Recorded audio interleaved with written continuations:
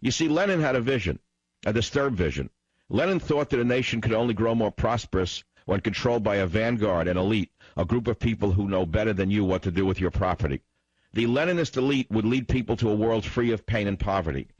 There would be no more haves and have-nots, no more private property, just boundless prosperity. All a nation had to do was transfer its entire wealth to Lenin's vanguard. The Leninist vision, of course, had consequences. If you did not want to relinquish your private property, Leninists would just take it. For in addition to being a socialist elite, Leninists were also an elite of thieving, murdering thugs. In the Leninist world, the rich grow poorer and the poor grow poorer.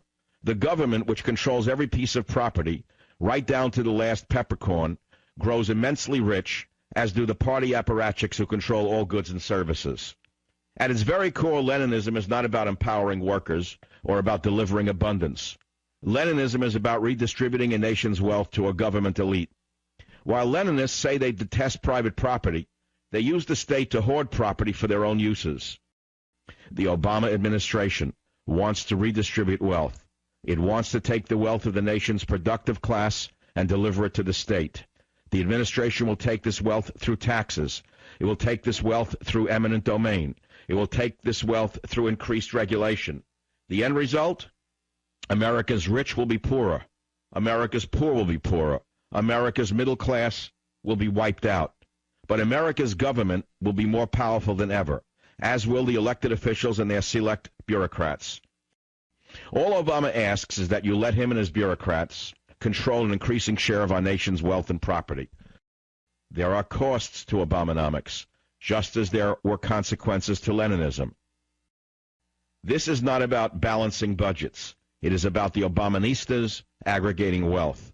The more they get, the more powerful they become. He cannot take it at gunpoint as Lenin did in Russia, so he has to use taxation and regulation. Ladies and gentlemen, the trouble with socialism, as one once observed, is that you eventually run out of other people's money. Here is a better idea from the savage nation. Let's not raise taxes for the producers. Let's cut their taxes. Let's let the producers keep their money and invest it in their ideas. If the idea works, they will create jobs and empower individuals. If the idea fails, then it is back to the drawing board without a government check. The advantage of this approach is that it rewards the producers without empowering the bureaucrats.